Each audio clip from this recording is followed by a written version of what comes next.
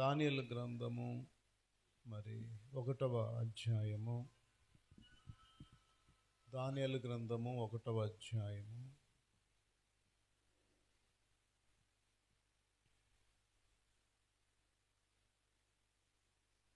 3వ వచనము నుండి 7వ వచనం వరకు మనం చదువుకుందాం. రాజనగరునందు నిలవదగిన కొందరు బాలురను రప్పించి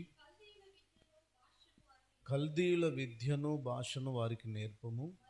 మరియు రాజు తాను భుజించు ఆహారములో నుండి తాను పానము చేయు ద్రాక్షారసములో నుండి అనుదిన భాగం వారికి నియమించి 3 సంవత్సరములు వారిని పోషించి పిమ్మట వారిని తన ఎదుట నిలవబెట్టునట్లు ఆజ్ఞ ఇచ్చెను. యూదుల్లో నుండి దానియేలు, హనన్య, మిషాయేలు, అజర్యా అనువారు వీరిలో నుండిరి. దేవునికి స్తుతి కలుగునుగాక.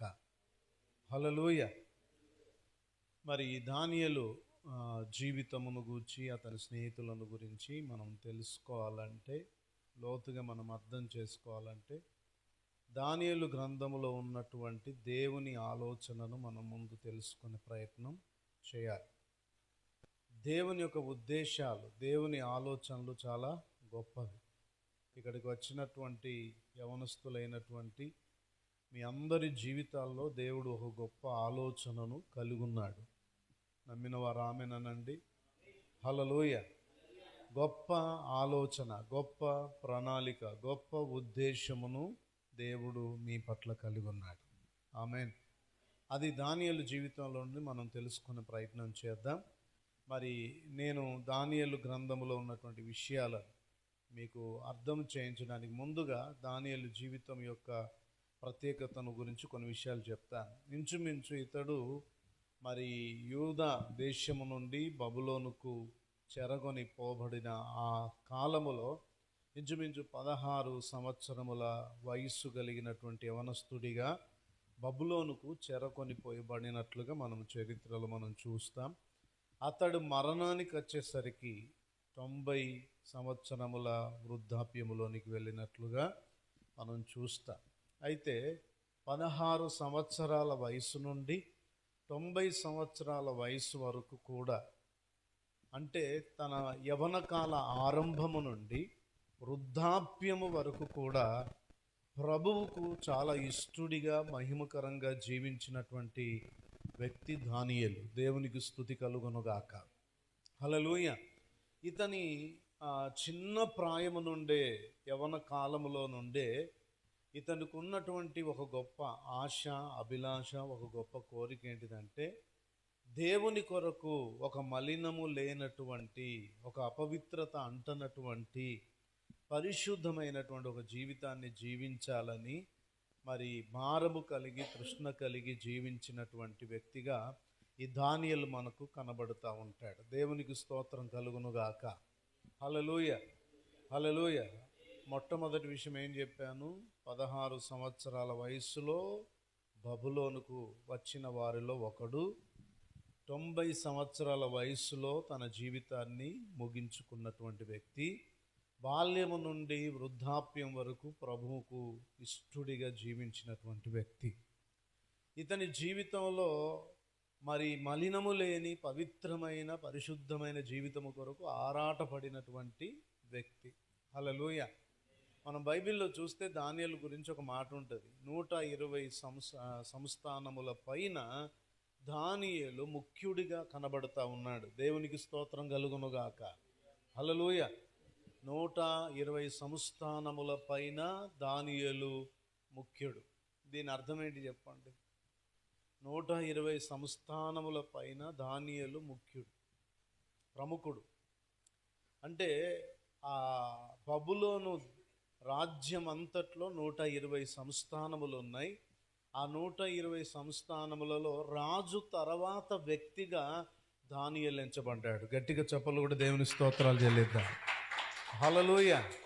రాజు తర్వాత వ్యక్తిగా ఒక ప్రాముఖ్యమైన, ఉన్నతమైన స్థానములో నిలబడినటువంటి వ్యక్తిగా దానియేలు జీవితాన్ని మనం చూడగలుగుతాం. ఈ మాట చెప్తున్నప్పుడు మీకు మనసులో ప్రశ్న రావాలి, దేవుడు ఇతన్ని ఇంతగా హెచ్చించడానికి గల కారణమేంటి? దేవుడు రాజు తర్వాత ఒక వ్యక్తిగా ఉండడానికి అవకాశం ఇవ్వడానికి గల కారణం ఏంటి? ఒకసారి ఆలోచించండి. ఎప్పుడైనా దానియేలు గ్రంథమును చదువుతున్నప్పుడు కానీ, అతని గురించి జ్ఞాపకం చేసుకుంటున్నప్పుడు కానీ, ఎప్పుడైనా ఆలోచన తట్టిందో ఒకసారి ఆలోచించండి. ఆలోచన చేయగలిగారా మీ ధ్యానములో లేదా మీ ఆలోచనలో? యోసేపును దేవుడు ఉన్నతమైనటువంటి వ్యక్తిగా దీవించాడు, అవునా కాదా? దీవించాడు. అతను దీవించడానికి గల కారణం ఏంటి?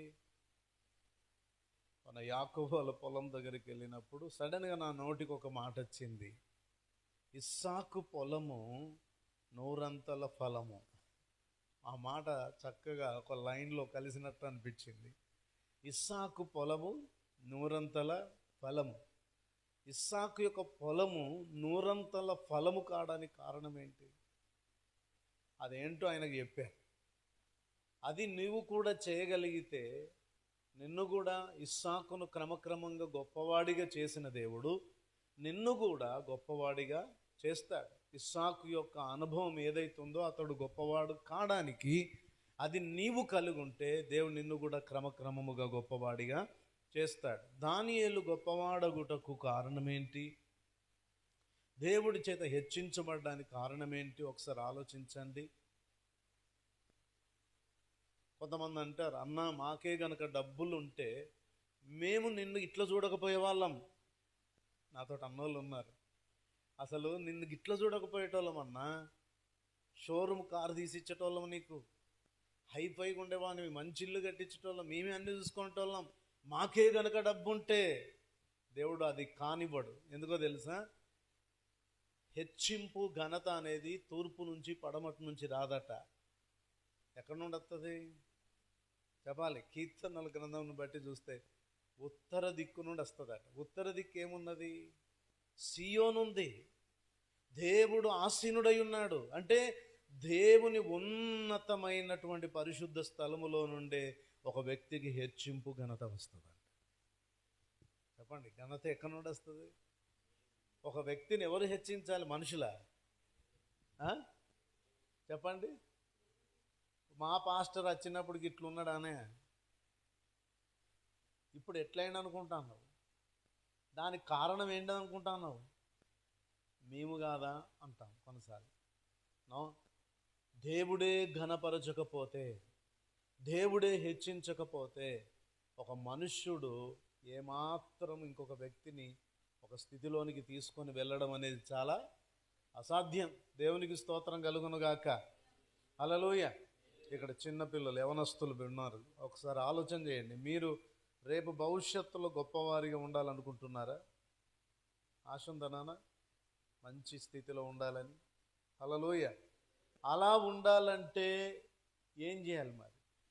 ఇప్పుడు నేను మిమ్మల్ని అడిగితే మీరేమంటారంటే, చాలా బాగా చదువుకోవాలి అంకుల్, బాగా చదువుకోవాలి అంకుల్, మంచిగా శ్రద్ధ పెట్టాలి అంకుల్, కష్టపడాలి అంకుల్ అంటారు కదా. హల్లెలూయా. అవన్నీ వాస్తవమే, అవన్నీ వాస్తవమే. ముందు ముందు అవసరమైతే సమయాన్ని బట్టి, సందర్భాన్ని బట్టి నేను మీకు జ్ఞాపకం చేస్తాను.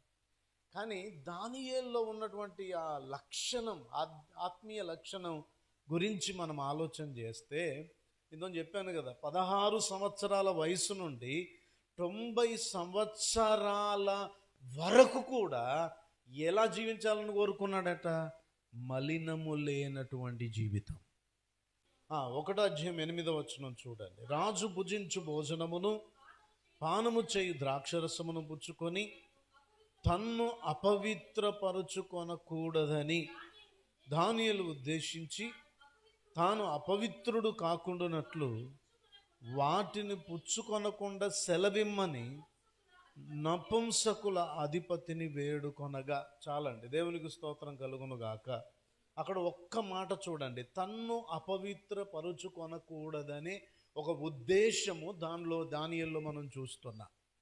తన్ను అపవిత్రపరుచుకొనకూడదు, తన్ను మలినపరుచుకొనకూడదు, తనను ఎట్టి పరిస్థితుల్లో అపవిత్రునిగా చేసుకోకూడదు అనేటువంటి ఆలోచన దానియేలులో స్థిరముగా నిలిచి ఉండడం చూస్తున్నాము. హల్లెలూయా. అతడు 120 సంస్థానములకు ఒక ప్రాముఖ్యమైనటువంటి వ్యక్తిగా, రాజు తర్వాత వ్యక్తిగా ఉండడానికి గల కారణం, దేవుడు అంతగా హెచ్చించడానికి గల కారణం అతని పరిశుద్ధ జీవితం. మలినమంటకుండా తను తాను కాపాడుకున్న జీవితమే. 16 ఏండ్ల నుంచి 90 ఏండ్ల వరకు కూడా దాన్ని కాపాడుకున్నాడంటే దానియేలు ఎంత తను తాను దేవుని కొరకు ప్రత్యేకించుకున్నాడు, దానియేలు ఎంతగా తను తాను ప్రతిష్ఠించుకున్నాడు, దానియేలు తన పరిశుద్ధ జీవితాన్ని కాపాడుకొనడంలో ఎంత జాగ్రత్త వహించాడు అనేది మనం ఆలోచించాలి. ఈరోజు చాలామంది అంటారు, అన్న దేవుని కొరకు చాలా పవిత్రంగా బ్రతకాలనుకుంటున్నాను కానీ అది నా వల్ల కావడం లేదు, నేను ఎక్కడో ఒక దగ్గర తప్పిపోతున్నాను, ఎక్కడో ఒక దగ్గర నేను డిస్టర్బ్ అవుతున్నాను, ఎక్కడో ఒక దగ్గర నేను ఆటంకపరచబడుతున్నాను, ఏదో ఒక విషయం నా ఆత్మీయ జీవితాన్ని అడ్డగిస్తున్నట్లుగా, నాకు విరోధముగా నిలబడుతున్నట్లుగా నాకు కనబడుతుంది అంటారు. అందుకే దావీదు దేవుని దగ్గర ఒక ప్రార్థన చేశాడు. ఏంటిది అది? స్థిరమైన మనస్సు నాకు పుట్టించు, శుద్ధ హృదయము నాకు కలుగచేయి, నీ పరిశుద్ధాత్మను నా యుద్ధ నుండి తీసివేయకమని చేసిన ప్రార్థన. అందుకే ఏనాడు కూడా మన మనస్సును దేవుని నుండి తొలగిపోకుండా ఆత్మ సంబంధమైనటువంటి ఆ స్వభావములోనే మన జీవితాలు స్థిరపరచబడినట్లుగా మనం కూడా అట్టి ప్రార్థన చేయవలసిన అవసరం ఉంది. శుద్ధ హృదయము, స్థిర మనస్సు మాలో కలగ చేయమని నువ్వు అడిగినప్పుడు నీ యవనకాల జీవితంలో నీకు కూడా దేవుడు జయ జీవితం ఇస్తాడు. హల్లెలూయా, హల్లెలూయా. దానియేలు యొక్క జీవితం అంత చక్కగా విజయవంతంగా కొనసాగడానికి కారణం ఏమంటారు మీరు చెప్పండి? దానియేలు యొక్క జీవితం అంత సక్సెస్ఫుల్గా కొనసాగడానికి, విజయవంతంగా కొనసాగడానికి కారణం ఏంటి చెప్పండి? పరిశుద్ధంగా జీవించాడు, ఇంకా ప్రార్థన చేసుకున్నాడు, ఇంకా మాట్లాడండి పర్వాలేదు. యాకోబు గారు మెదడుకు మేత పెట్టండి, సంసోన్ గారు చెప్పండి నాన్న, ఏం చేస్తుంటాడు? ఇంకా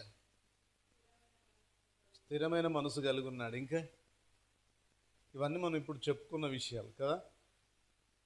ఇంకేముంది? ఇంకా ఆలోచించండి, ఇంకా ఆలోచించండి. తన ప్రవర్తన అంతటి యందు దేవుని అధికారానికి అప్పగించుకున్నాడు. దానియేలు జీవితంలో దేవుని యొక్క ఏలుబడి అనేది జరిగింది. దేవుని యొక్క ఏలుబడి అనేది జరిగిందంటే నీ రాజ్యం వచ్చునుగాక అంటాం. అది ఎప్పుడు జరుగుతుంది చెప్పండి? దేవుని యొక్క అధికారము కింద, ఏలుబడి కింద ఒక వ్యక్తి నడిపించబడడానికి అప్పగించుకున్నప్పుడు అది జరుగుతుందండి. సకల విధమైన దేవుని ఆజ్ఞల చొప్పున నడవడం, దేవుని మార్గముల నుండి తొలగిపోకుండా జాగ్రత్త పడడం, దైవ చిత్తానుసారమైన మనసు కలిగి దేవునికి ఇష్టలుగా బ్రతకడం. దేవునికి స్తోత్రం కలుగునుగాక. ఒక మాటలో చెప్పాలంటే ఆయన దేన్ని ద్వేషిస్తున్నాడో నీవు కూడా దాన్ని ద్వేషించే స్థితిలోనికి వస్తావు. ఆయన దేన్ని ప్రేమిస్తున్నాడో నీవు కూడా దాన్ని ప్రేమించే స్థితిలోనికి వస్తావు. ఎప్పుడు? దేవుని ఏలుబడి కింద ఉన్నప్పుడు. సాతాను యొక్క ఏలుబడి కింద ఉన్నప్పుడు ఏమవుతుందంటే నువ్వు పడిపోతావు, లేస్తావు, పడిపోతావు, అసలు లేసుడు ఉండదు. ఇక వాడు ముంచుతూనే ఉంటాడు. నేను ఇక జిగడగల దొంగ ఊబిలో చిక్కుకొని పోతాము, లోక ఆశల్లో చిక్కుకొని పోతావు, లోక కోరికల చేత నింపబడతావు, తప్పుడు ఆలోచనలు, తప్పుడు అభిప్రాయాలు, తప్పుడు మార్గాలు, అన్ని దేవుని చిత్తానికి విరోధమైనటువంటి పరిస్థితులే నీ జీవితంలో కనబడతాయి. సాతాను ఏలుబడి క్రింద ఉంటే, దేవుని ఏలుబడి క్రింద ఉంటే దేవుడు తన నీతి మార్గములలో ఆయన నిన్ను నడిపిస్తాడు. హల్లెలూయా. దేవుని యొక్క యథార్థమైన మార్గంలో నడవడానికి దేవుడు నీకు సహాయము చేస్తాడు. ఈ దానియేలు గురించి ఇంకొక మంచి పాయింట్ ఉన్నది. ఏంటిదంటే ఇతడు యూదా రాజైన హిజ్కియా కుటుంబంలో నుండి వచ్చాడు. యూదా రాజైన హిజ్కియా కుటుంబం. హిజ్కియా దావీదు వలె దేవుని యొక్క నీతిని పూర్ణముగా అనుసరించిన వారిలో ఒకడిగా మనకు కనబడతాడు. హిజ్కియా దేవుని యొక్క ఆజ్ఞలను గైకొనడానికి అప్పగించుకున్న వ్యక్తి కనబడతాడు. అందుకే నీకు ఏమంటాడు? నువ్వు మరణమవుచున్నావు అనే మాట, నీ ఇల్లు చక్కబెట్టుకో అని చెప్పినప్పుడు దేవుని దగ్గర ప్రార్థించే సమయంలో నేను నీ దృష్టికి నేను ఎంత యథార్థంగా సత్యమును అనుసరించి నడుచుకుంటున్నానో అది నీకు తెలుసు కదా ప్రభువా, నన్ను ఎందుకు మరణానికి అప్పగిస్తున్నావని ధైర్యముగా దేవుని దగ్గరికి వెళ్ళి ప్రార్థన చేయడం అనేది మనం చూస్తాం. అటువంటి హిజ్కియా యొక్క కుటుంబంలో నుండి వచ్చినటువంటి వ్యక్తిగా దానియేలు గురించి చరిత్రలో రాయబడి ఉంది. ప్రియులారా, దయచేసి గమనించండి. అంతేకాకుండా ఇతడు జీవితంలో ఈ 16 సంవత్సరాల వయసు నుండి 90 సంవత్సరాల వయసులో ఈ మధ్య కాలం అంతా కూడా ఎక్కడున్నాడట అంటే రాజుల మధ్యలోనే నివసించాడట. గట్టిగా చెప్పులు కూడా దేవుని స్తోత్రాలు చెల్లించాడు. ఎక్కడున్నాడట అంటే నెబుకద్నెజరును చూశాడు, నెబుకద్నెజరుతో మాట్లాడాడు. దర్యావేషును చూశాడు, దర్యావేషుతో మాట్లాడాడు. ప్రియులారా, యెహోయాకీము రాజుతో, అతడు యూదా రాజ్యమును పరిపాలించిన యెహోయాకీము ఏలుబడిలోనే దానియేలు యెహోయాకీముతో పాటు బబులోనుకు తీసుకొని రాబడినటువంటి వ్యక్తిగా మనకు కనబడుతున్నాడు. ఇలా చూస్తే రాజుల మధ్యలో ప్రతి రాజుతో ఒక సంబంధాన్ని, ఒక సహవాసాన్ని ఏర్పరచుకున్నటువంటి వ్యక్తిగా మనకు కనబడతా ఉంటాడు. హల్లెలూయా, హల్లెలూయా. ఒక మాటలో చెప్పాలంటే, అందుకే అక్కడ మనం గమనించి చూస్తే బైబిల్ ఒక మాట ఉంటుంది, చదివితే మనకు అర్థమవుతుంది. సామెతలు 22 అధ్యాయం 11 వచనం చూడు. సామెతలు 22:11. హృదయ శుద్ధిని ప్రేమించుచు దయగల మాటలు పలుకువానికి. హల్లెలూయా, హల్లెలూయా. హృదయ శుద్ధిని ఎవరైతే ప్రేమిస్తారో, దయగలిగినటువంటి మాటలు ఎవరైతే మాట్లాడతారో వారికి రాజు ఏమవుతాడట? చెప్పాలి, స్నేహితుడు అవుతాడు. అర్థమవుతుంది ఎవరికైనా? అమ్మ, వర్తమానం అర్థమవుతుందా? దేవుని ఆలోచన అర్థమవుతుంది కదా. హల్లెలూయా. ఎందుకు ఈ మాట చెప్తున్నానంటే, ఇక్కడ రాజుల మధ్యలో నివసించాడు. ఇటు చూడండి, రాజులకు రాజైన దేవుని యొక్క ఏలుబడి కింద ఉన్నాడు. 120 సంస్థానముల పైన రాజు తర్వాత ఒక ప్రాముఖ్యమైనటువంటి వ్యక్తిగా చేయబడ్డాడు. దీంట్లో కూడా ఆత్మీయమైన ఆలోచనను కనుక వెదిగితే మనం అర్థం చేసుకోవాల్సిన విషయం ఏంటిదట అంటే, సామాన్యులైనటువంటి ప్రతి వ్యక్తిని కూడా దేవుడు ఆశీర్వదించాలనుకుంటే ఒక రాజు స్థానములో కూడా దేవుడు ఒక సామాన్యమైన వ్యక్తిని నిలబెట్టగలడంటే. హల్లెలూయా. ఒక రాజు ఒక్క ఆలోచనలో దైవికమైన నడిపింపులు చెప్పాలంటే దేవుడు మనల్ని రాజులుగానే చూడాలనుకుంటున్నాడు. దేవుడు మనల్ని రాజులుగా చూడాలి. ఆయన మహారాజు అయితే మనల్ని రాజులుగా చూడాలనుకుంటున్నాడు, ఉన్నతమైన వారిగా చూడాలనుకుంటున్నాడు. అందుకే అబ్రహామును దేవుడు దీవించినప్పుడు అక్కడ గెరారులో ఉన్నటువంటి వ్యక్తులందరూ నువ్వు మా మధ్యలో మహారాజువై ఉన్నావన్నారు. మహారాజుగా పిలువబడ్డాడు అబ్రహాము సైతం. ఈరోజు నీవు నేను రాజులైన యాజక వంశముగా చేయబడ్డాం, అవునా కాదా? మనం పరిశుద్ధ జనముగా దేవుని సొత్తైన ప్రజలుగా చేయబడ్డాం, మనం దేవుడు ఏర్పరచుకున్న బిడ్డలుగా చేయబడ్డాం. హల్లెలూయా. ఆలోచించండి, దేవుని యొక్క గొప్ప ఉద్దేశం చూడండి. మనం చాలా స్వల్పమైన జనము కదా, మనం చాలా స్వల్పమైన వ్యక్తులం, అల్పులం కదా. హల్లెలూయా, హల్లెలూయా. పెంట కుప్ప మీద నుండి బీదలను చెప్పాలా పైకి లేవనెత్తేటువంటి దేవుడు. 113వ కీర్తన 7-8 వచనాలు చూడండి. 7-8 వచనాలు. ప్రధానులతో, తన ప్రజల ప్రధానులతో వారిని కూర్చుండబెట్టుటకై ఆయన నేల నుండి దరిద్రులను లేవనెత్తువాడు. హల్లెలూయా. చూడండి, చాలాసార్లు మనం ఏమనుకున్నాం? దీనులం, దరిద్రులం, బీదలం, పేదలం. ఓ పాట రాసుకుని అయిపోతుండే, దేవునికి స్తుతి కలుగును గాక. హల్లెలూయా. దీనులం, దరిద్రులం, బీదలం, పేదలం, ఎన్నో మాటలు మాట్లాడతాం. కానీ దేవుని ఉద్దేశం ఏంటిదట?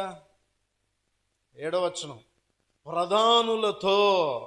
వింటున్నారా? చక్కగా ఇన్నోళ్ళు గాడికి వస్తారు. ఎక్కడికి వస్తారు? ప్రధానులతో కూర్చుండే స్థితికి వస్తారు. అని ఇట్లా చూసిరు అనుకో, మీరు ఉన్న స్థితిలోనే ఉంటారు. యేసు రక్తమే చేయం. హల్లెలూయా. వాక్యమును హెచ్చించకపోతే కూడా ఎంత నష్టమో ముందుంది, అది చెప్పబోతున్నాను నేను. దానియేలు ఊరికనే దీవించబడలే, ఎంతగా దేవుణ్ణి గణపరిచాడు ఆ విషయాలు నేర్చుకోబోతున్నాం కొద్ది సమయంలోనే. హల్లెలూయా, హల్లెలూయా, హల్లెలూయా, హల్లెలూయా. చూడండి, ప్రధానులతో, తన ప్రజల ప్రధానులతో వారిని కూర్చుండబెట్టుటకై ఆయన నేల నుండి దరిద్రులను లేవనెత్తువాడు. దేవునికి స్తుతి కలుగునుగాక. నువ్వు ఎక్కడ కూర్చోవాలి చెప్పాలా? అందుకే దావీదుని ఎక్కడి నుండి తీసుకొచ్చాడు? గొర్రెల దొడ్డిలో నుండి. ఎక్కడ తీసుకొచ్చాడు? సింహాసనం మీద తీసుకొచ్చాడు. గట్టిగా చప్పలు కొడదాం. దేవుని స్తోత్రం కలుగునుగాక. హల్లెలూయా. చావు గోతిలో నుండి యోసేపుని ఎక్కడ కూర్చోబెట్టాడు? సింహాసనం మీద కూర్చుండబెట్టాడు. నువ్వు అలా కూర్చోవాలనే దేవుని ఆశ. నువ్వు అలా కూర్చోవాలనే దేవుని ఆశ.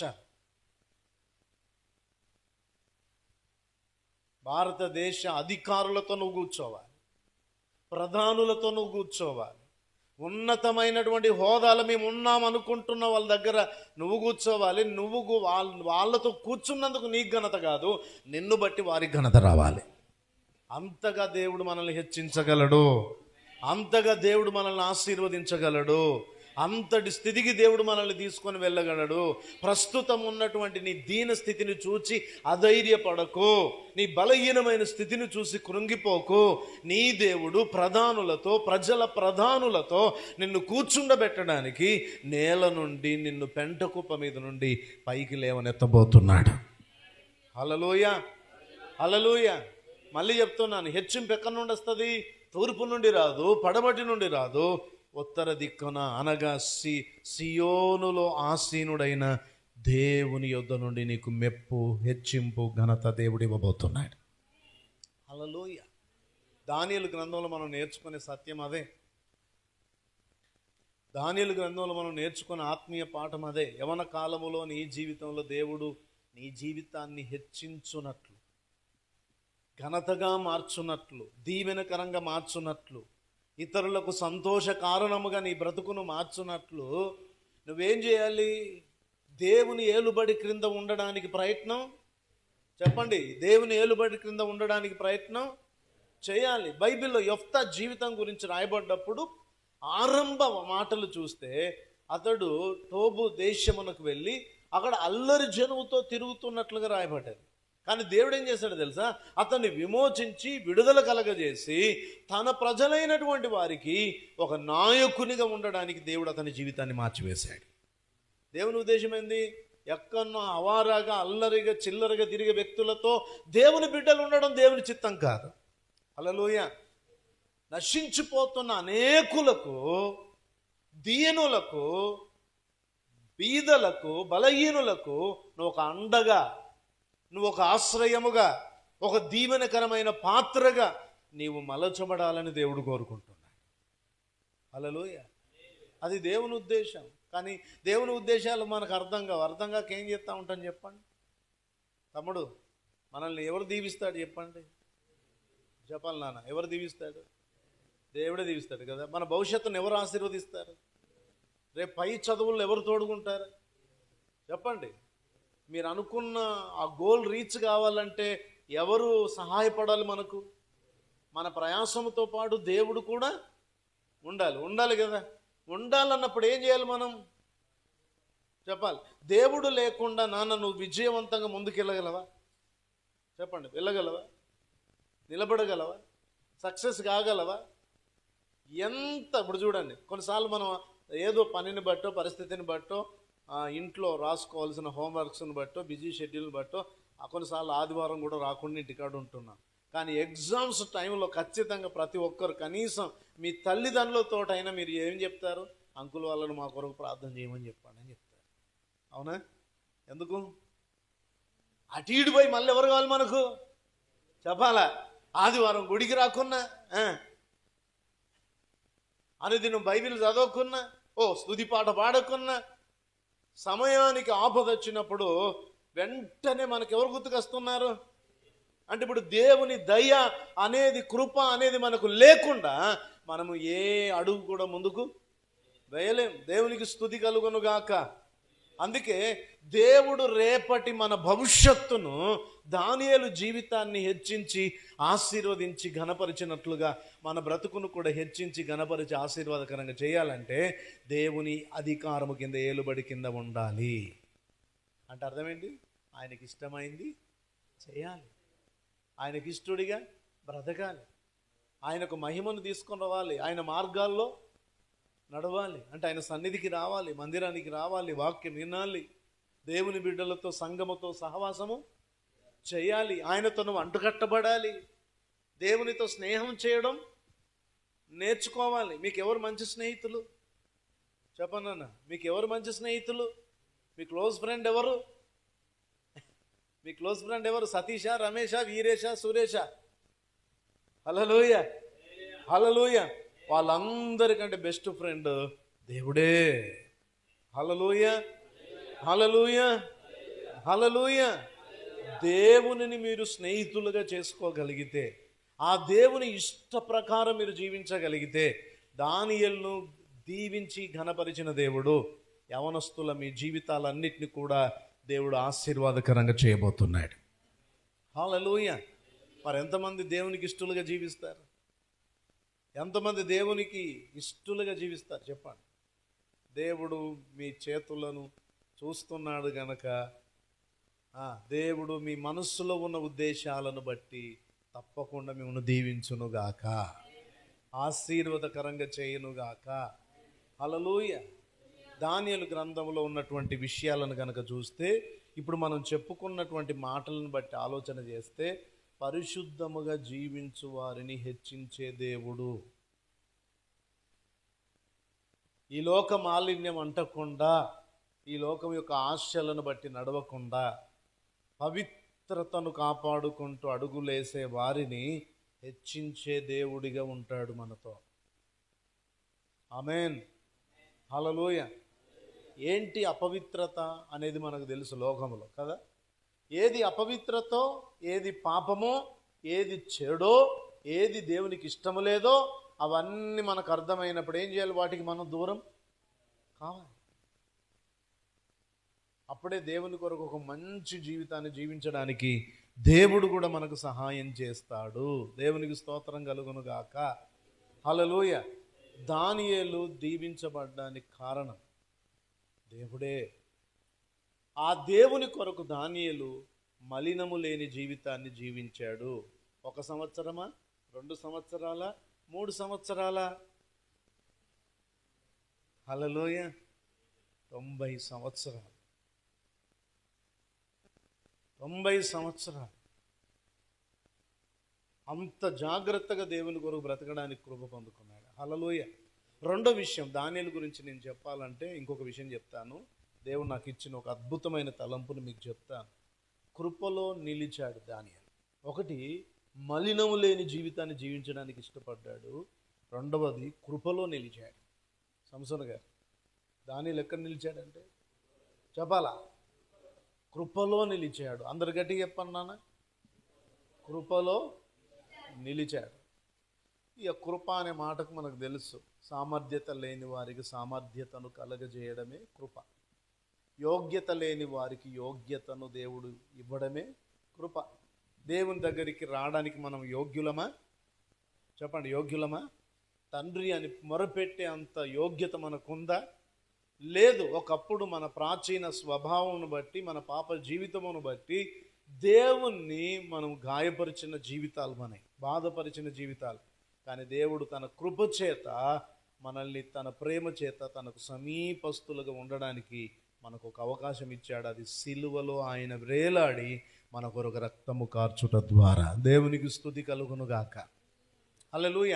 అయితే దానియేలు కూడా కృప పొందాడు, కృపలో నిలిచాడు అనే దానికి కొన్ని విషయాలు మీకు జ్ఞాపకం చేస్తాను. ఇక్కడే దానియేలు దేవుని ఎంత హెచ్చించాడో మీకు అర్థమైపోతుంది. దేవునికి స్తుతి కలుగును గాక. దానియేలు గ్రంథం 1వ అధ్యాయం మొదటి 2 వచనాలు చదవండి.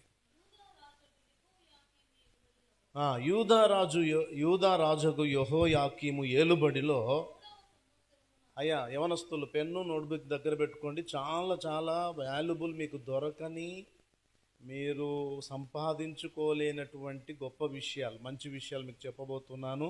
లైవ్లో ఉన్న వాళ్ళు కూడా దయచేసి పెన్ను పేపర్ దగ్గర పెట్టుకోండి. ప్రతిదీ కూడా మీరు రాసుకునేటువంటి ప్రయత్నం మీరు చేయండి. ప్రభు మీతో మాట్లాడతాడు. దేవునికి స్తుతి కలుగును గాక. చదవండి అమ్మా.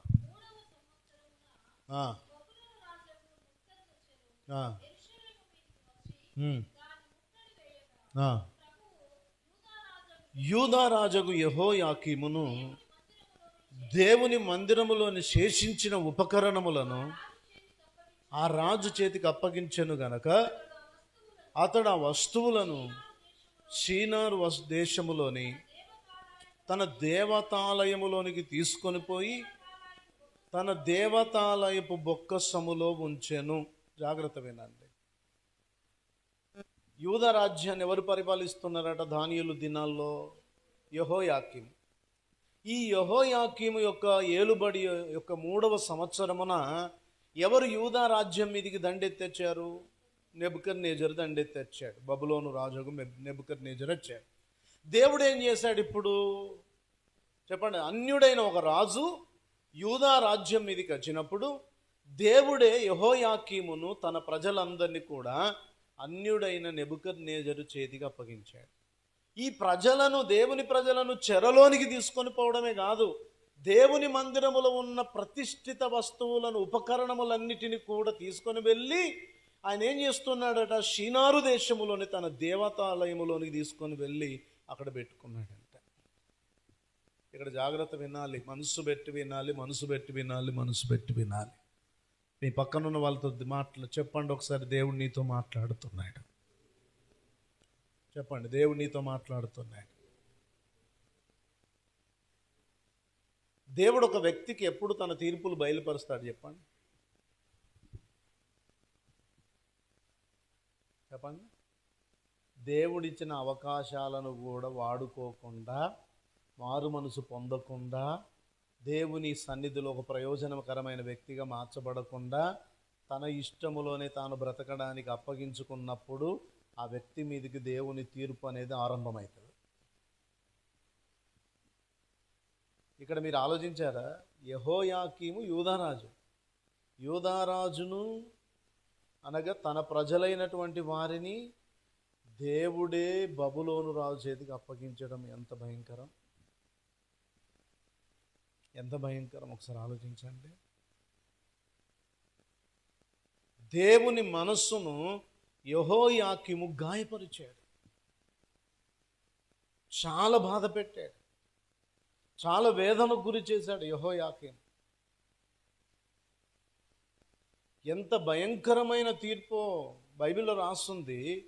దేవుని యొక్క తీర్పు దేవుని ఇంటి యొద్దనే ఆరంభమవుతుందట. అలాంటి కాలం రాబోతుందంట. లోకానికి కాదు, ఫస్ట్ దేవుడు తన ప్రజలు అనుకున్న వారికి మొదట తీర్పు తీర్చబోతున్నాడు. అది నీ ఇంటి యొద్దనే ఆరంభమైతే నీ పరిస్థితి ఏంటిదో ఒకసారి ఆలోచించు. యెహోయాకీముకు దేవుడు చాలా అవకాశాలు ఇచ్చాడు అతడు మార్పు చెందడానికి. దానికంటే ముందు కూడా ఒక మాట మనం చూద్దాం. ఇర్మీయా గ్రంథం 36వ అధ్యాయం 22-23 వచనాలు చూడండి. యెహోయాకీము గురించి తెలుసుకోవాలంటే అక్కడ మీకు కనబడుతుంది. ఇర్మీయా గ్రంథం 36వ అధ్యాయం 22-23 వచనాలు.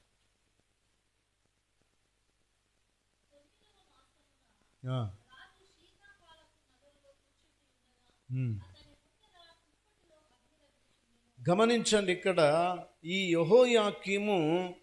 యెహోయాకీము మరి శీతాకాలమున నగరులో కూర్చొని ఉండగా అతని ముందు కుంపటి ఒకటి రగులుతుందంట. 23వ వచనం చూడండి. యెహూది అనేటువంటి వ్యక్తి 3-4 పేజీలు చదివిన తర్వాత రాజు చాకుతో దాన్ని కోసి కుంపటిలో వేయగా ఆ కుంపటిలోనున్న అగ్ని చేత అది బొత్తిగా కాలిపోయాను. కానీ రాజైనను ఈ మాటలు వినిన అతని సేవకులలో ఎవరైనను భయపడలేదు, తమ బట్టలు చింపుకోలేదు.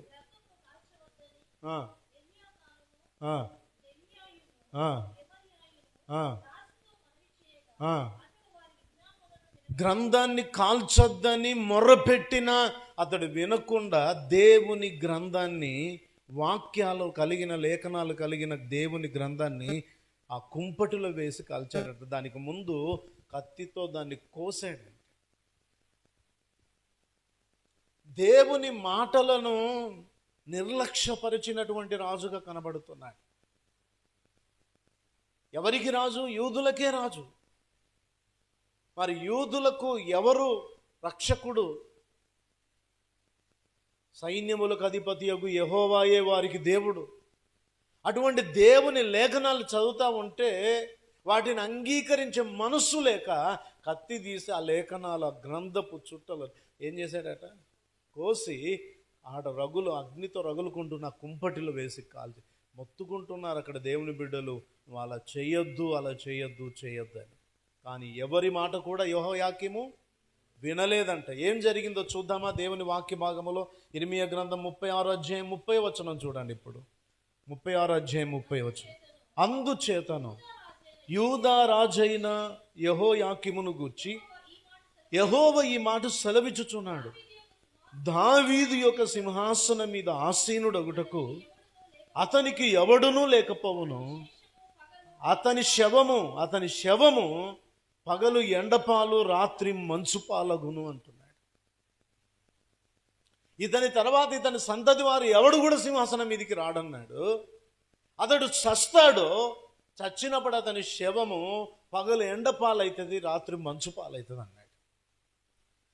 దేవుని లేఖనాలను తృణీకరించిన యెహోయాకీముకు పట్టిన గతి. యవనస్తులు జాగ్రత్త వినాలి. ఈరోజు దేవుని వాక్యం అంటే మనకు లెక్క ఉందా? లెక్కలేదు. అందుకే బైబిల్ అప్పుడప్పుడు ఈడ పెట్టిపోతున్నారు. ఎంత ఈజీ అయిపోయింది దేవుని వాక్యం అంటే ఈరోజు చాలామందికి. ఎంత ఈజీ అయిపోయిందంటే, ఎంత నిర్లక్ష్యం అయిపోయింది దేవుని వాక్యం అంటే. ఏ వాక్యాన్ని చదివితే నీ బ్రతుకులో, నీ మార్గాల్లో నువ్వు వర్ధిల్లుతావో, ఈరోజు ఆ వాక్యాన్ని నువ్వు చదువుతావు. గుండె మీద చేసుకొని ఆలోచించి రోజు చదువుతున్న ఆ వాక్యాన్ని. ఎంతమంది ఈరోజు దేవుని వాక్యం చదివారు? చేతులు పైకెత్తాను.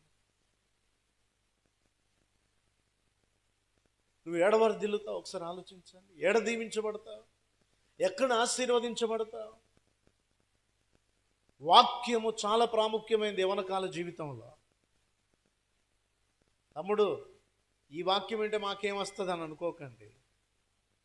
దేవుని నుండి వచ్చే ప్రతి విధమైన జ్ఞానము దేవుని వాక్యము ద్వారానే మనకు కలుగుతుంది. దేవునికి స్తోత్రం కలుగునుగాక. హల్లెలూయా. అటువంటి వాక్యాన్ని కత్తితో కోసి 2-3 పుటలు చదవగానే కోసి కుంపట్లు వేసి కాలుస్తున్నాడు. మొత్తుకున్న వినలేదంట. దేవుని కోపం వచ్చింది. దేవుడు తన ప్రవక్త ద్వారా అంటున్నాడు, సింహాసనం మీద ఉండడానికి ఎవడు కూడా నీ ఇంట్లో ఉండడు, నీవు కూడా చస్తావు. చచ్చినప్పుడు నీ శవము పగలు ఎండపాలు, రాత్రి మంచుపాలని. అంతటితో అయిపోలే. ఎంత డేంజర్ ముగింపో చూడండి. ఇంకొక వచనం మీకు చూపెడతాను. ఇర్మీయా గ్రంథం 22 అధ్యాయం 18-19 వచనాలు చూడండి. ఇర్మీయా గ్రంథం 22, 18-19 వచనాలు చూడండి.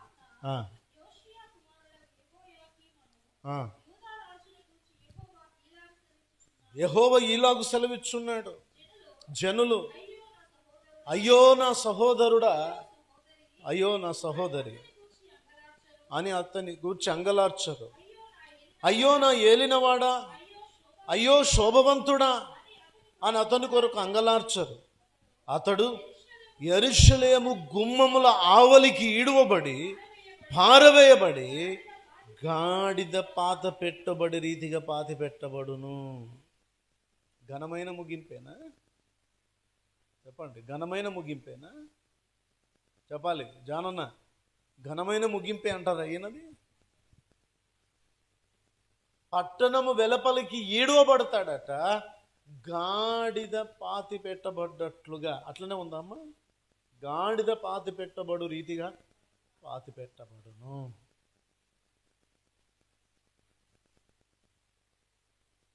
ఒక రకంగా చెప్పాలంటే ఇతని సావు సమయంలో కూడా, మరణ సమయంలో కూడా శాంతి సమాధానం లేకుండా చచ్చిపోయాడు. రాజులను పాతి పెట్టబడే రీతిగా పాతి పెట్టలేదు ఈయనను. గాడిద చచ్చిపోతే కాళ్ళకు తాడేసి గుంజుకపోయి ఊరవతల పాడేస్తారు, చూసినావా? అట్లా పాడేసేది. ఎందుకు ఇంత భయంకరమైన చావు వచ్చింది? ఎందుకు ఇంత భయంకరమైన ముగింపు వచ్చింది యెహోయాకీము జీవితంలో అంటే, జాగ్రత్త వినండి, దేవుని లేఖనాలను కత్తితో కోసి కుంపటిలేసి కాల్చిన మూర్ఖుడు. ఈరోజు చాలామందికి భయం ఉండదు, కాళ్ళ దగ్గర బైబిల్ పెట్టుకేసుకుంటారు. నాకు చాలామంది కుర్చీలో కూర్చొని బైబిల్ కింద పెడుతున్న ప్రాణం పోతుంది. ఎందుకు? జీవింపజేసే దేవుని వాక్యం అది. దాని విలువ నీకు అర్థం కావాలా. నువ్వు కుర్చీలో కూర్చొని నీ బైబిల్ ఎడబెట్టాలి అర్థం కాక ఏం చేస్తావు? కాళ్ళకడ పెడతావు. దాని స్థానం అదేనా? లైబ్రరీకి వెళ్ళినప్పుడు జవహర్లాల్ నెహ్రూ గారు అన్నారంట, పరిశుద్ధ గ్రంథం కింద పెట్టబడి ఉంటే దాన్ని తీసి అన్నిటికంటే పైన పెట్టండి, గ్రంథాలన్నిటికంటే పవిత్రమైన గ్రంథం బైబిల్ గ్రంథం, అది ఎప్పుడు కింద ఉండొద్దు, పైన పెట్టండి అని చెప్పాడు. అన్యులు దాని విలువను తెలుసుకున్నారు. అన్యులు దాని విలువను తెలుసుకున్నారు. ఈరోజు దేవుని బిడ్డగా, యవనస్తుడిగా దేవుని వాక్యాన్ని ప్రేమిస్తున్నావా నువ్వు? వాక్యం అంటే ఎంత బద్ధకమో కదా, వాక్యం అంటే ఎంత నిర్లక్ష్యమో కదా. మీటింగ్ ఉంది రండి అంటే, యూత్ మీటింగ్ ఉంది రండి అంటే, అమ్మో ఆడ ఎంతసేపు కూర్చుండి పెడతాడో అన్న, ఎంతసేపు చెప్తాడో అన్న, ముందే ఇవన్నీ ఆలోచిస్తున్నావంటే దేన్ని ప్రేమించట్లేదు నువ్వు? వాక్యాన్ని వాక్యముగా నువ్వు చూడట్లేదు, ప్రేమించట్లేదు కనుకనే నీ జీవితంలో దేవుని యొక్క హెచ్చింపు, ఘనత, ఆశీర్వాదం అనేది నీకు దొరకట్లేదు. అర్థం చేసుకో. మనం దేవుని వాక్య భాగములో కనుక మనం చూస్తే కీర్తనలు 119, 47, 40 త్వరగా చదవండి అమ్మా. 5 నిమిషాలు 10 నిమిషాలు ముగించేసుకుందాం. కీర్తనలు 119 అధ్యాయము 47, 48 వచనాలు త్వరగా ఎవరైనా చదివి సహాయం చేయండి. కీర్తనలు 119, 47, 48 వచనం. నీ ఆజ్ఞలను బట్టి నేను హర్షించెదను, అవి నాకు ప్రియములు.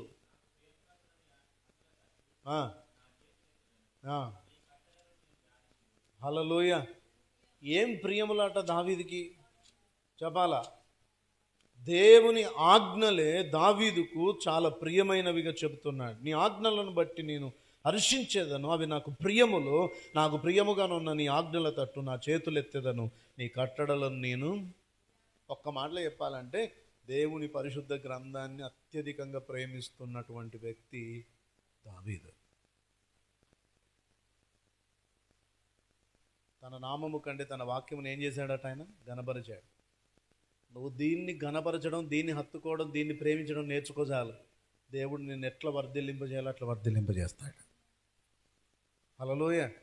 ఇది ఎక్కడ ఉండాలి? నీ గుండెల మీద పెట్టుకోవాలి, నీ గుండెలు దాచిపెట్టుకోవాలి. అంత విలువైనటువంటి లేఖనాలు. కానీ ఆ లేఖనాలను మనం ఏం చేస్తున్నాం చెప్పాలి? ఆ పరిశుద్ధ గ్రంథాన్ని ఏం చేస్తున్నాం చెప్పండి? దాన్ని మనం పట్టించుకుంటున్నామా? పట్టించుకుంటా నువ్వు రోజు చదువుతావుగా, రోజు ధ్యానిస్తావుగా. నేను మొన్న ఎక్కడో వాక్యం చెప్తున్నాను, మత్తయి సువార్త 7వ అధ్యాయం 10వ వచనం అంటే పాత నిబంధనలు వెతుకుతున్నారు వాళ్ళు. పాత నిబంధనలు వెతుకుతున్నారు. ఇంకో గంట సేపు వెతికినా దొరకదు నాన్న అని చెప్పిన. ఎందుకు? అది ఎక్కడుంది? కొత్త నిబంధనలో మొదటి పుస్తకం అది. కానీ వీళ్ళు ఎక్కడ ఎతుకుతున్నారు? మళ్ళీ ఆదికాండం తర్వాత ఎతుకుతున్నారు దాన్ని.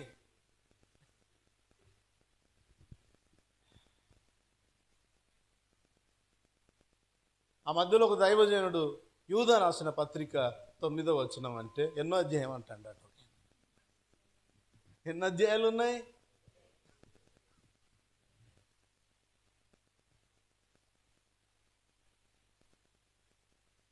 అంటే దాని రిజల్ట్ ఏంటిది? దాని రిపోర్ట్ ఏంటిది చెప్పండి? వాక్యమును చదవట్లేదని అర్థమవుతుంది. అనుదినం వాక్యం చదివితే ఎట్లుంటుంది తెలుసా? యెషయా గ్రంథం 57వ అధ్యాయం చదువుదామంటే ఇట్లా తీసినప్పుడు అది వచ్చేస్తుంది. నీ వేలు అనుకోకుండా అలవాటుగా నువ్వు చదవడం, పేజీలు తిప్పడం, ధ్యానించడం అలవాటు కనుక సింపుల్గా అక్కడ సమీపంగా వెళ్ళిపోతాను. నాకైతే ఎన్ని వందల సార్లు నేను రెఫరెన్స్ చెప్తే ఏ మాట అనేది చెప్తుంటా ఉంటానో తీద్దామని తీసారు కరెక్ట్ అదే పేజీలోకి వెళ్ళిపోతాను. ఎన్నోసార్లు దాన్ని ఎదుర్కొన్నాను నేను. అనుదినం పఠించడం, ధ్యానించడం, ఆ ఆజ్ఞల తట్టు మన చేతులు ఎత్తడం, ప్రార్థించడం, దేవుని వాక్యాన్ని హత్తుకోవడం అనేది మన జీవితాన్ని ఆశీర్వాదకరంగా మార్చే అనుభవం. ఆమేన్. మీరు యెహోషువ గ్రంథం 1:8 చూడండి. తర్వాత యెహోషువ గ్రంథం 23:6 చూడండి. యెహోషువ 1:8 దేవుడు మోషే తర్వాత నాయకత్వం అప్పగించిన తర్వాత దేవుడు అతనికి ఇచ్చిన శ్రేష్టమైన ఆజ్ఞ ఏంటంటే, ఈ ధర్మశాస్త్రమును నువ్వు ధ్యానించాలి, ధ్యానించకుండా నువ్వు తప్పకూడదు. ఈ ధర్మశాస్త్రం యొక్క ఆజ్ఞలు, విధులను అనుసరించి నడుచుకోవాలి. దాని నుండి కుడి ఎడమలకు నువ్వు తొలగిపోకూడదు. దీన్ని బోధించడం కూడా నువ్వు మానకూడదు ప్రజలకు. నువ్వు దీన్ని ఎప్పుడైతే అనుసరించి నడుచుకుంటావో నీ మార్గాల్లో నువ్వు వర్ధిల్లుతావని యెహోషువకు దేవుడు చక్కటి ఉపదేశం ఇచ్చాడు. దేవునికి స్తోత్రం కలుగునుగాక. నాన్న, ప్రతిరోజు ఏం చదవాలి మనం? చెప్పాలి నాన్న, ఏం చదవాలా? ఒక అధ్యాయమైన బైబిల్ చదవాలి. రేపటి నుంచి ఎంతమంది చదువుతారు? పర్వాలేదు, ఒక్కొక్క పేపర్ అన్నా చదవండి, ఓకేనా?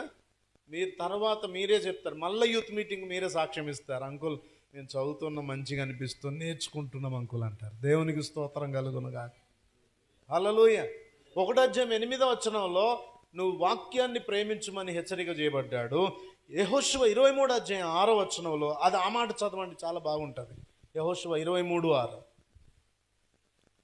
యెహోషువ 23:6.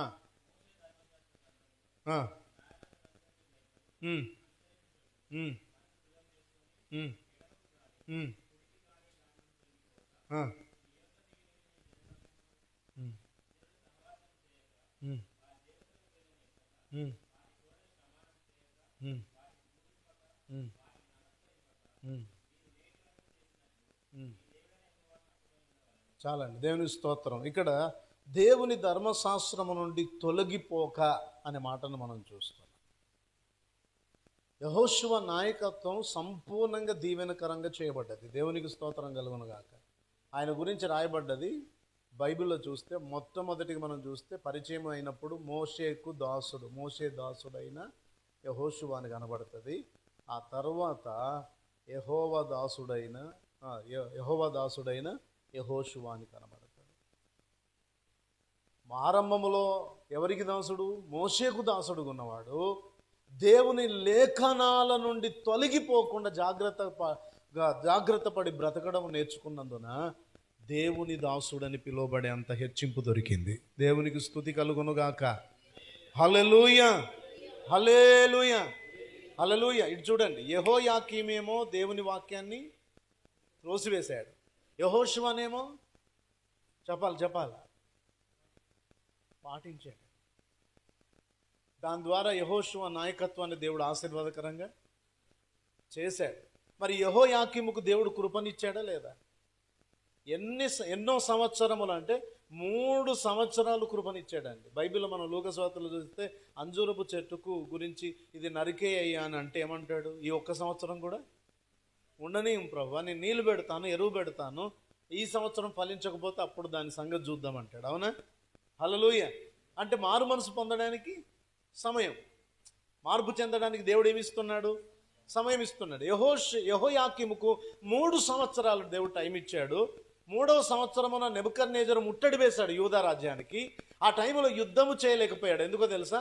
యెహోయాకీము యొక్క తండ్రి మరణావస్థలో ఉన్నందున యుద్ధమును మానుకొని తిరిగి తన ఇంటికి వెళ్ళిపోయినందున యుద్ధాలు ఆగిపోయినాయి.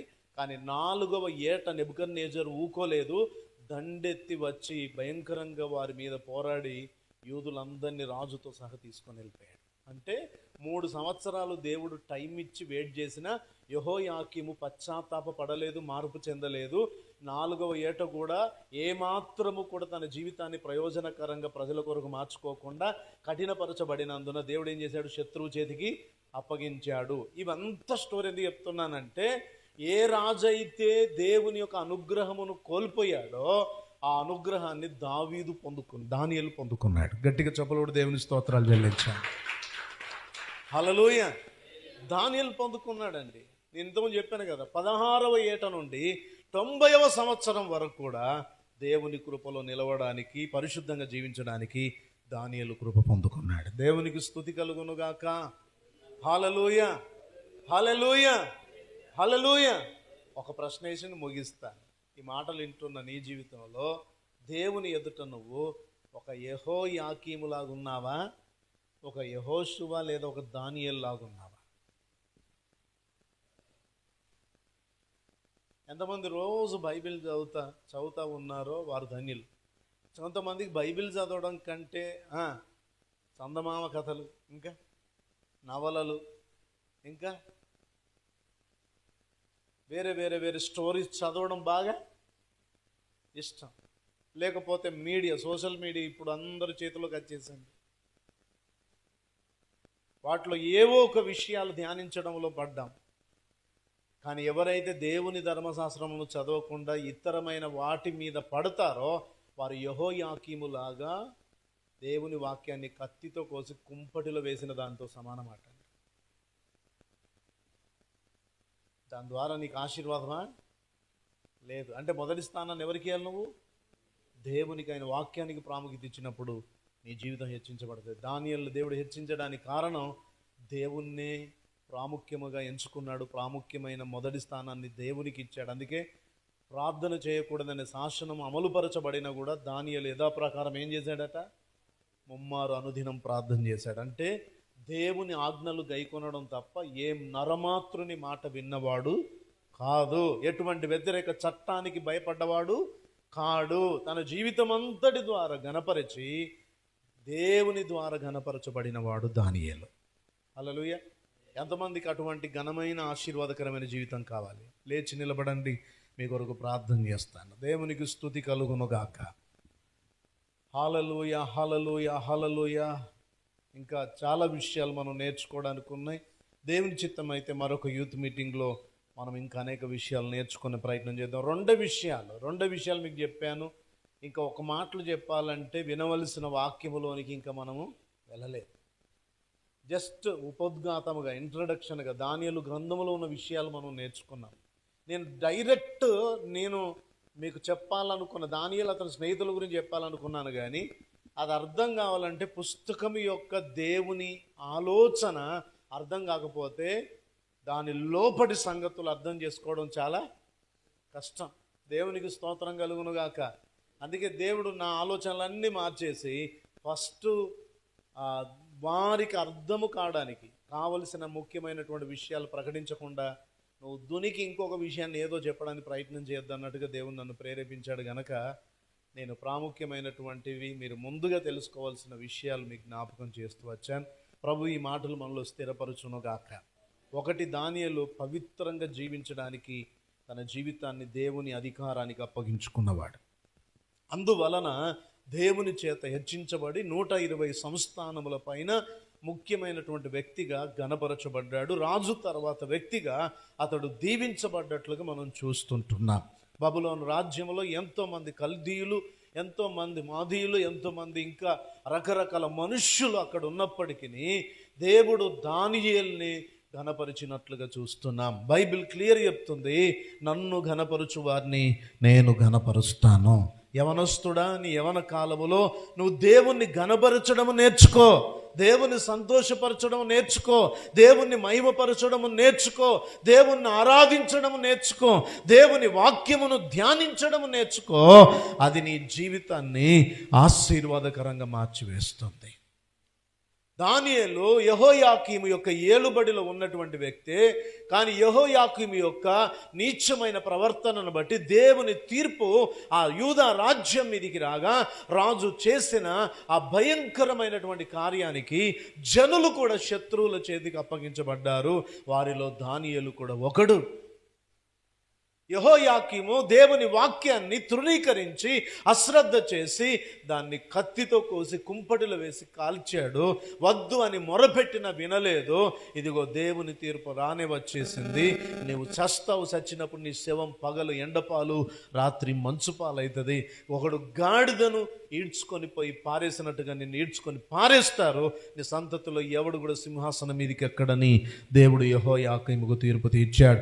3 సంవత్సరాలు సమయం ఇచ్చాడు. నేర్పించినా మార్పు చెందకుండా విడవబడ్డాడు. ఈరోజు నీ జీవితంలో కూడా ఎన్నో సంవత్సరాలుగా దేవుడు నీతో మాట్లాడుతున్నా, యవనస్తుడా, చిన్న బిడ్డ యవనస్తుడా, దయచేసి వినండి.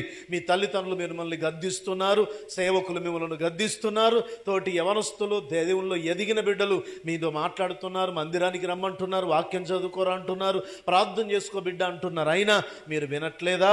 దేవుని మాటను ప్రక్కకు పెడుతున్నారా? దేవుని మాటను తృణీకరిస్తున్నారా? అయితే యెహోయాకీము గతి ఏమయ్యాను ఒకసారి ఆలోచించండి. యెహోయాకీము విడవబడ్డాడు. గాడిదను విసిరి పారేసినట్టుగా రాజు యొక్క శవమును పట్టణము వెలుపల విసిరి పారవేశారు. ముగింపు బహిఘోరంగా దయనీయంగా మారిపోయింది. కానీ ఒక రాజుగా ఉండి దేవుని కృపను పొందుకోలేదు. కానీ దానియేలు ఒక సామాన్యమైన వ్యక్తిగా ఉండి ప్రవక్తగా హెచ్చించబడ్డాడు. 120 సంస్థానములకు పైన ప్రముఖుడుగా ఉన్నత స్థానాన్ని, అతడు గొప్ప స్థానాన్ని పొందుకున్నాడు. దేవుని చేత హెచ్చింపు పొందినట్లు వ్యక్తిగా మనం చూస్తున్నాం. ఈరోజు దేవుడు నిన్ను హెచ్చించాలని ఆశపడుతున్నావా? నా దేవుడు నా తల పైకెత్తాలని, దీవించాలని కోరుకుంటున్నావా? మీ చేతులు పైకెత్తండి. మా చదువులో దేవుడు దీవించాలి, భవిష్యత్తులో మాకు మంచి ఉద్యోగం ఇవ్వాలి, మంచి వివాహ సంబంధ మార్గాలు మమ్మల్ని నడిపించాలి, ఆత్మీయ మార్గాల్లో దేవుడు మమ్మల్ని వర్ధిల్లింప చేయాలి అని మీరు ఒకవేళ ఆశపడుతున్నట్లయితే మీరు దేవుని వైపు మీ చేతులు పైకెత్తండి. దేవుడు మిమ్మల్ని ఆశీర్వదిస్తాడు, దేవుడు మిమ్మల్ని దీవిస్తాడు, దేవుడు మిమ్మల్ని బలపరుస్తాడు. దేవుడు ఈ సంఘములో కూడా మిమ్మల్ని వాడుకుంటాడు. పాటల పరిచర్యలోనో, ఆరాధనలోనో, వాక్య పరిచర్యలోనో, సేవకులుగా మరి సేవకులను వెంబడించే విషయములోనూ, దేవుని మందిర ఆవరణములను సిద్ధపరిచే విషయములోనూ దేవుడు తన పనిముట్టుగా నిన్ను వాడుకుంటాడు, నిన్ను ఘనపరుస్తాడు, నిన్ను హెచ్చిస్తాడు. ఏ గుర్తింపు లేని నీ జీవితానికి ఒక గుర్తింపునిస్తాడో, ఏ ప్రత్యేకత లేని నీ జీవితానికి ఒక ప్రత్యేకతనిస్తాడో, ఏ విలువ లేని నీ జీవితానికి ఒక విలువనిస్తాడో.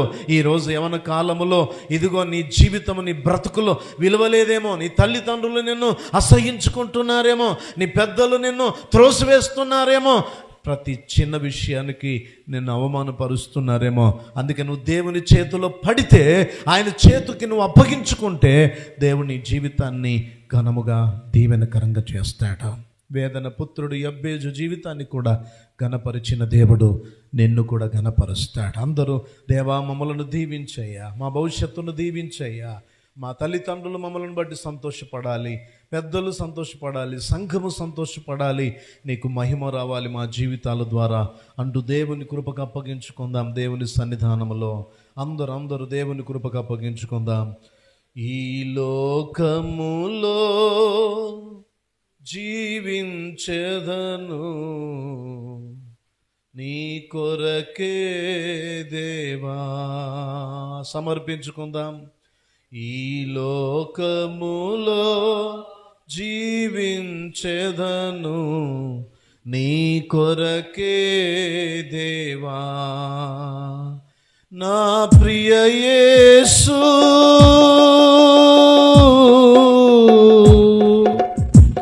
నా ప్రియ యేసు, నాకు లేరు ఎవ్వరు నీలా ప్రేమించేవారు.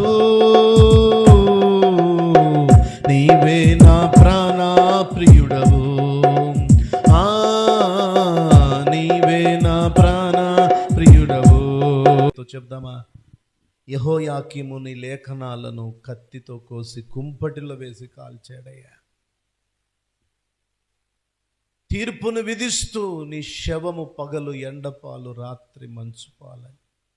ఒకడు గాడిద శవమును విసిరి పారేసినట్లుగా నేను విసిరి పారేస్తారన్నా. నీ వాక్యమును తృణీకరించిన వారి జీవితాలు తృణీకరించబడతాయి. వాక్యము వద్దని వాక్యమును విసిరివేస్తున్న వాళ్ళ జీవితాల్లో వాక్యమును విసిరివేస్తాడు. వాక్యమును విసిరివేసిన వారి జీవితాలు కూడా దేవుని చేతులు విసిరివేయబడతాయి. నా నోటి నుండి నేను మిమ్మల్ని ఉమ్మివే ఉద్దేశించుచున్నానని చెప్తాడు దేవుడు. జాగ్రత్త యవనస్తుడా, నీ జీవితానికి అత్యంత ప్రాముఖ్యమైన దేవుని వాక్యమే. ఆ వాక్యాన్ని నువ్వు త్రోసివేస్తున్నావా? చదవకుండా బ్రతుకుతున్నావా? నిర్లక్ష్యం చేస్తున్నావా? రేపు చదువుదాం, సాయంత్రం చదువుదాం, పొద్దున చదువుదాం అనుకుంటూ రోజులు గడుపుతున్నావా? నీకెందుకు దైవికమైన ఆలోచన దొరకట్లేదు? ఎందుకు దానియేలు వలె జయ జీవితం నీలో లేదు? దానియేలు జీవితంలో జయధ్వని ఉంది, రారాజు యొక్క జయం ఉంది. కారణం ఏంటో తెలుసా? అతడు దేవుని యొక్క పరిశుద్ధతను ప్రేమించినవాడు, దేవుని ఆలోచనను ఎరిగి నడుచుకున్నవాడు. అందుకే వర్ధిల్లాడు తన జీవితంలో. ఈరోజు దేవుని ఆలోచన నీకు తెలిసినా ఈరోజు తెలియనట్టుగా బ్రతుకుతున్నా, నిర్లక్ష్యం చేస్తున్నా. అందుకే దేవుడు నిన్ను నిర్లక్ష్యము చేస్తున్నాడేమో, జాగ్రత్త.